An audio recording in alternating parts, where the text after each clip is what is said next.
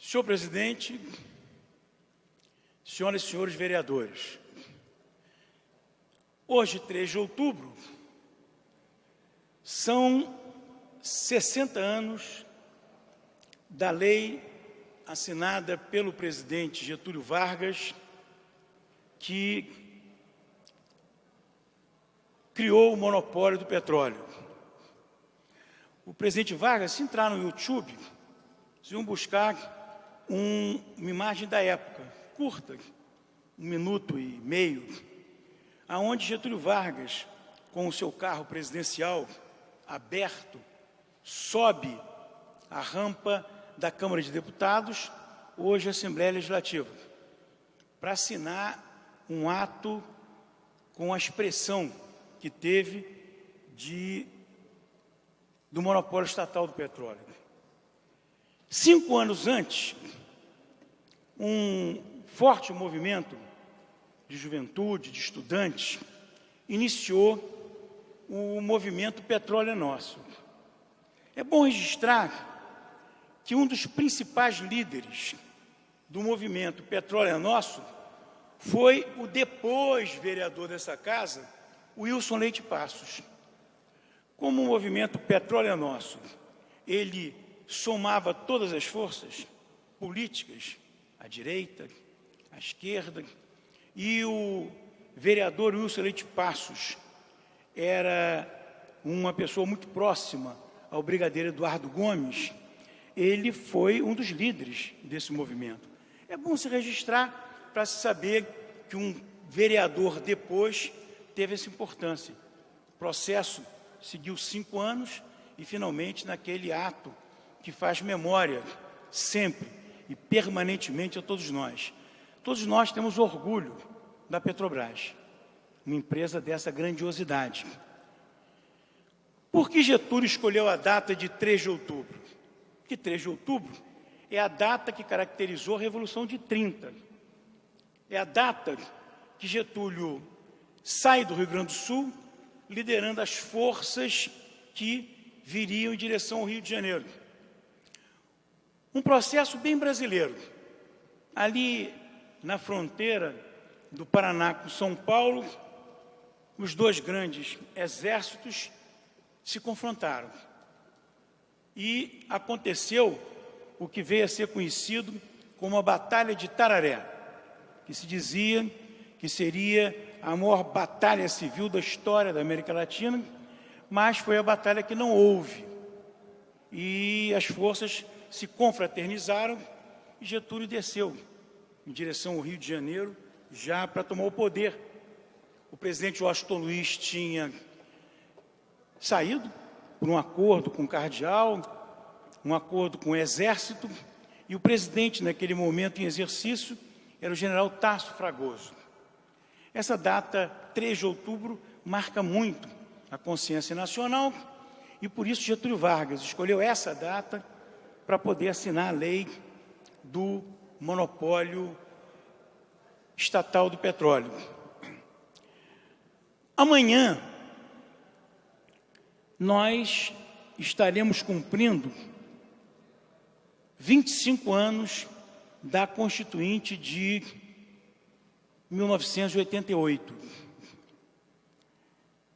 Eu fui constituinte, deputado constituinte, fui eleito em 86, tive a honra de ser o deputado federal mais votado do PDT no Brasil todo e vivi uma constituinte no momento que não se repete mais. Por quê? Porque o processo de democratização do Brasil, que foi conduzido pelo governo militar, a partir de Golbery de Couto Silva, principalmente sob a batuta de um político que morreu cedo, infelizmente, teria sido presidente da República, o Petrônio Portela, que morreu com 54 anos, de um ataque do coração em Florianópolis. Esse processo vem de 74, com acesso da oposição à televisão, aonde se ganha praticamente todas as eleições para o Senado. Depois vem o senador Biônico, uma maneira de conter e garantir a maioria para o governo no Congresso Nacional. Isso foi em 76. Em 78, vem a emenda constitucional número 11, onde Petrônio Portela desenha todo o processo de democratização. Anistia, a eleição para governadores direta, livre, abertura para a criação de partidos políticos, foram criados 5 partidos políticos e, finalmente, a Constituinte, eleição para governadores e, em 85, um ano antes, eleição para as capitais e municípios de segurança nacional. Importante, porque a Constituinte, ela foi realizada nos anos de 87 e 88, às vésperas da queda do Muro de Berlim. Essa contextualização explica, muitas vezes, pontos, alguns deles que foram superados, que mostram por que você tinha um viés, mais de caráter nacional, de caráter estatizante, na Constituição de 88. Era o momento que se vivia, era o entorno internacional que se vivia.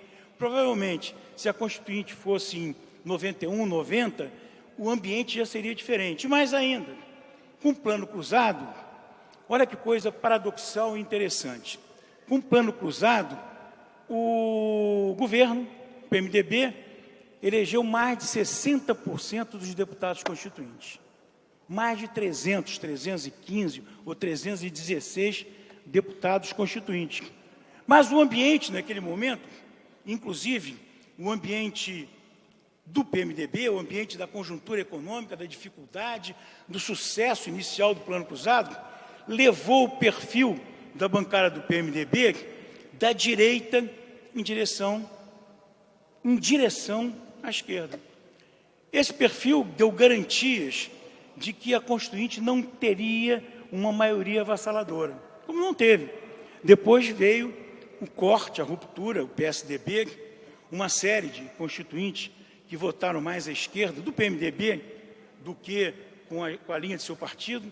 O PMDB passou a ter 2 líderes. Um líder do governo, que era o deputado Luiz Roberto Ponte, de grande habilidade negociadora.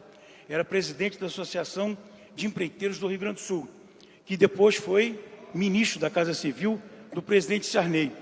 E os líderes do PMDB, Ulisses Guimarães, que foi presidente da Constituinte, presidente da Câmara, ao mesmo tempo, e o deputado Ibsen Pinheiro, gaúcho, um orador que poucas vezes eu vi igual, habilidoso.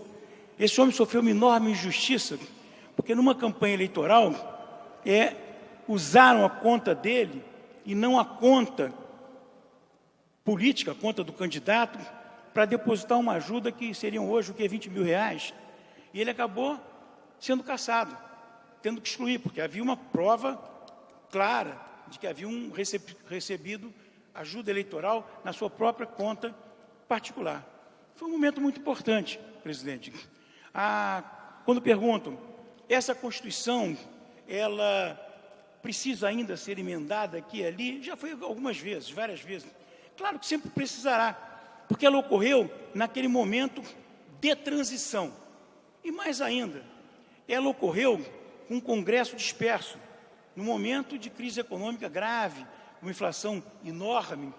Agora, eu diria, se nós, na Constituinte, e dos constituintes do Rio de Janeiro, que ainda hoje tem mandato, você tem 4 ou 5, o Noel, que é deputado estadual, eu mesmo, o Harold, o Miro, o Simão, enfim, Dornelles, que era deputado naquela época. Se a Constituinte não foi aquela árvore montada com seus frutos que todos nós idealizarmos, a Constituinte foi um tronco sólido e poderoso, a partir do qual esses e outros e novos galhos e frutos renderam um país que, mal ou bem, tem uma democracia que nos permite aquilo que é o mais importante para o desenvolvimento econômico, inclusive, que é um país que tem previsibilidade institucional. Falhas, defeitos, como vimos aqui nessa votação da lei de educação, atropelo do Poder Executivo, acontece também a nível nacional, a nível estadual, mas o país tem raízes institucionais, o país tem previsibilidade institucional. Os teóricos, cientistas políticos, politólogos, eles costumam se referir a uma democracia madura, chamando de democracia institucional. O Brasil tem uma democracia institucional. Tem. E se a legislação não é suficiente para o seu exercício, que se mude a legislação e não se questione o regime democrático brasileiro, que é alguma coisa que serve a todos nós, que temos que buscar os votos, temos que buscar o apoio e temos que tomar decisões em base ao aparato institucional que o Brasil dispõe. Foi uma grande constituinte, uma constituinte única, que normalmente as constituições são montadas a partir de um grupo de juristas que escreve o texto básico e esse texto é emendado na constituinte. Em qualquer lugar do mundo. Aqui não, porque o texto básico foi da Comissão Arinos, constituída pelo presidente Sarney, e previa parlamentarismo, previa a centralização do ICM e o Ministério da Defesa, que gerou uma reação muito grande por parte, enfim, das elites políticas. E se fez uma Constituição de baixo para cima. Os deputados, os constituintes, deputados e senadores se igualavam na Constituinte, eram distribuídos por comissões temáticas e subtemáticas. Escreviam textos, esses textos eram votados na base, depois eram consolidados numa comissão central, que aí sim se passou a ter um texto consolidado, que foi para o plenário, onde todos os constituintes tinham igual direito de emendar, de discutir, de debater, ficávamos às vezes 3 semanas direto ali no Congresso, as reuniões eram na cúpula da Câmara de Deputados. Eu sinto orgulho de ter sido constituinte e acho que o Brasil deve muito àquele momento, àquela transição, até aqueles que no regime anterior entenderam a necessidade de transição, como tantos políticos do PDS que migraram, criando o PFL, e deram maioria a Tancredo Neves para se eleger presidente da República. Enfim, eram esses 2 fatos que eu queria comentar, os 60 anos da Petrobras e também os 25 anos da Constituinte.